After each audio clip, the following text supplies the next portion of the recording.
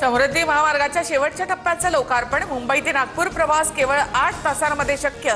इगतपुरी ते आमणे शेवटचा 76 किलोमीटरचा मार्गही सेवेत। समृद्धी महामार्गावरून मुख्यमंत्री आणि दोन्ही उपमुख्यमंत्र्यांचा प्रवास।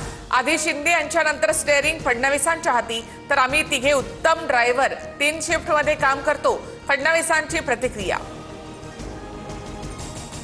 जालिंदर सुपेकर यांच्यावर 6 मोठे आरोप। 2023 मध्ये कैदी गायकवाडांकडून सुपेकरांनी 550 कोटी रुपये मागितले। अमरावतीमधील कैद्याचे वकील निवृत्ती कराड यांचा सुपेकर यांच्यावर गंभीर आरोप।